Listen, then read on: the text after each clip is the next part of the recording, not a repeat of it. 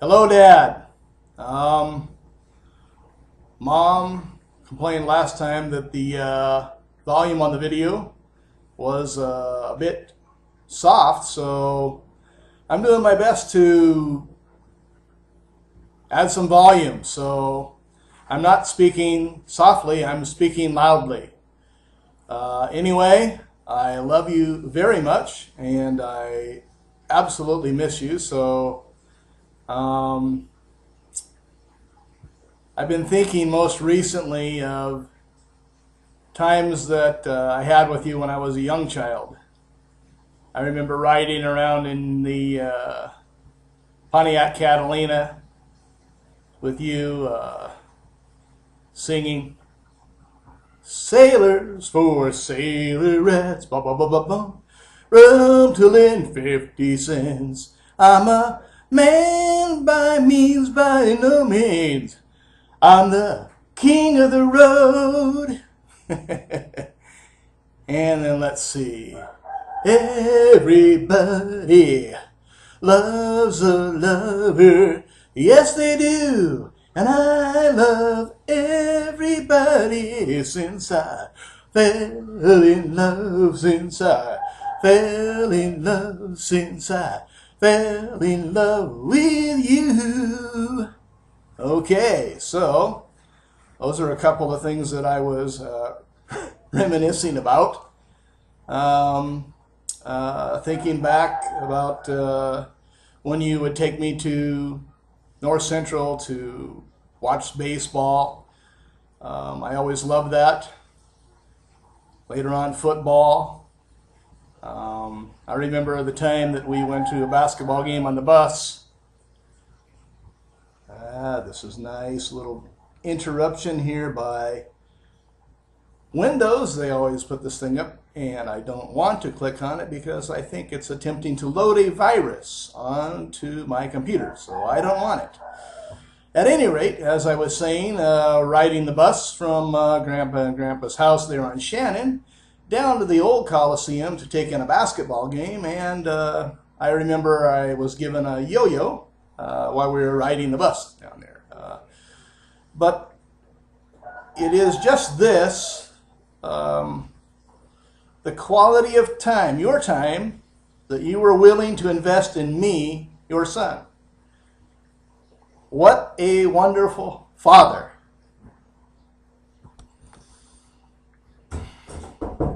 I really love you, Dad. You're really wonderful. And you lead by example. You gave me a great example. Yes, I blew an opportunity before. One has been created for me now. I'm enjoying that. And so it is your example. And I really do appreciate it. And display of real love, investing yourself sincerely in the time that you invested in me. It's more important to me than anything. There's nothing that you could have given me that is more valuable than that. And so I just think about the many times. And those are, I think, the most special times I can think of is the time as a young child, growing up at your side, looking up to you, listening to you. You continue to share great wisdom with me. And I can't thank you enough. Certainly, God is the superior father. Absolutely. And he is the one who gave you the ability to be such a great father to me. Yes, I know you're not perfect. Nobody is. But you did share the heart of Jesus. Genuine, sincere love. Genuine, sincere love. That is what you shared with me. And so I'm sorry that there are times in my email communication that things come out differently, but try not to read that into my communications, because that is not my heart. Yes, I'm strong-minded. That's absolute surety. I am a man of strong character, and I'd make no apologies for it, because I believe that, number one, God designed us to be men for a reason, to act like men. The manner in which we display that strong character, that strength of character, is certainly important. But we should never shy away from the challenge. At least I don't believe so. Along with that, God has given me a heart of compassion. I sincerely care about the students that I'm teaching. And I speak into their lives, and they're hearing things that they have never heard before, and they're responding to it. I'm sowing seeds. I'm doing exactly what God has designed me to do. So I'm never going to be the guy, the marquee guy. That's not me. It's never going to happen. But I'm going to do the part that was designed for me by God. And there's things that I want in my life. There are things that I want in my life. But if I'm never able to experience those things, it's all right. Because I understand that it is not my life. It's the life that He has given me, and it belongs to Him. So I don't pretend not to be concerned.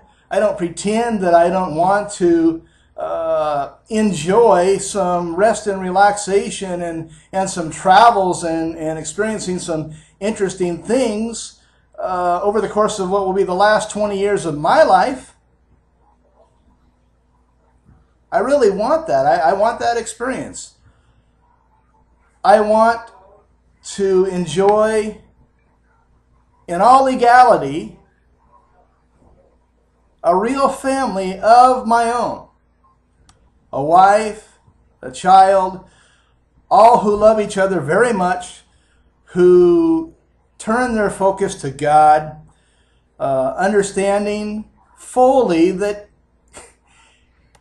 we have nothing without Him. We have nothing. Absolutely nothing. I'm not breathing. I'm not here making this video except for the breath that God has breathed into me. So while I do take credit for every nitwit thing that I do, things that I oughtn't do, He gets full credit for every good thing that I do. It flows from His heart. Yes, He is in me, and therefore, in my heart, it flows out of my heart, His love. He has given me that heart. That's true.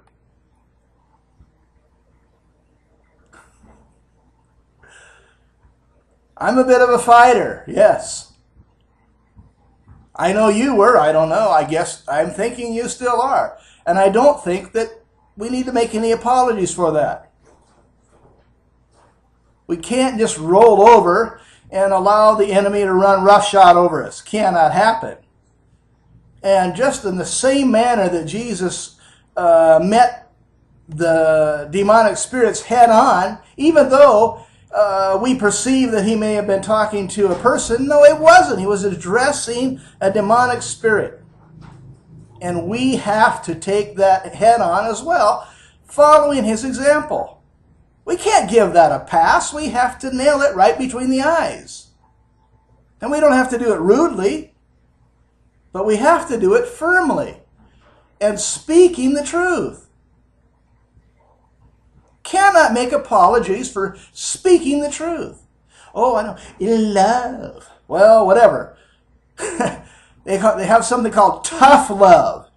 And that is something that Mom gave me. Thank you, Mom. Thank you very much. If it wasn't for that, by God's design, probably I wouldn't have endured what I've endured thus far.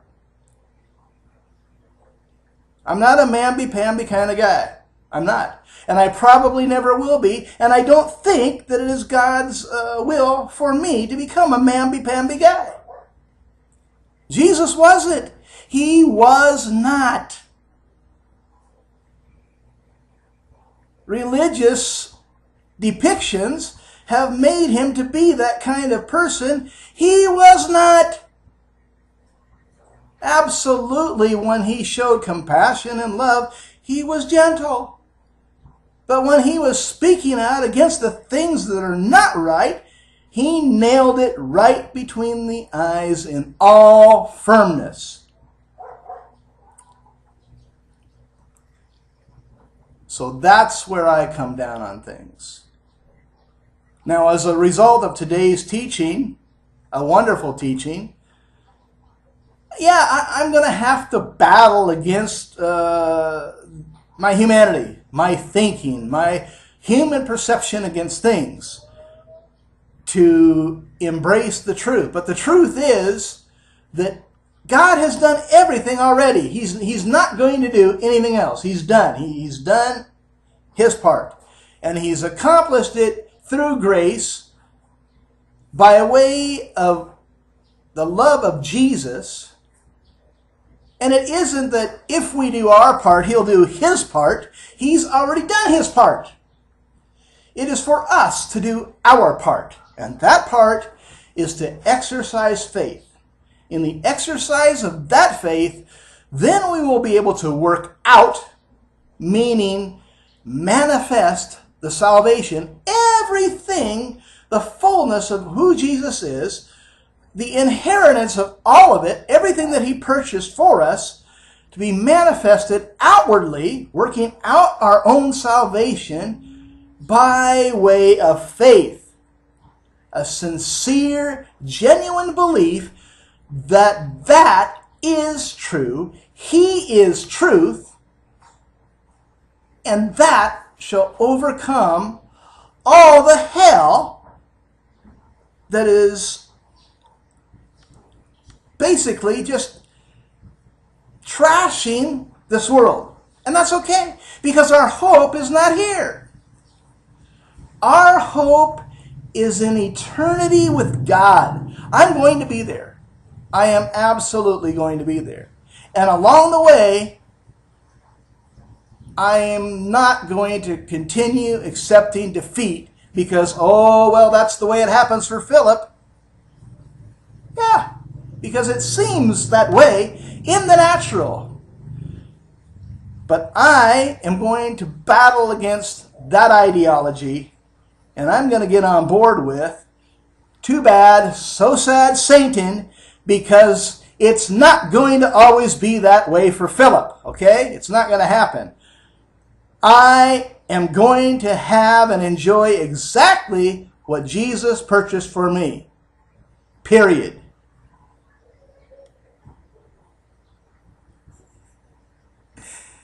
Anyway, Dad, I love you very much. Thank you for all of the wonderful memories. I would really love to be able to see you again here on earth before it's time for the return of Jesus. But at least if that doesn't happen, I'm happy that I'm able to do this as a means of allowing you to see me as I speak to you. And just to tell you, I love you so very sincerely. And I appreciate you so very much. You really are a wonderful father. None of us are perfect. But you're a good father, Dad. You're a good father.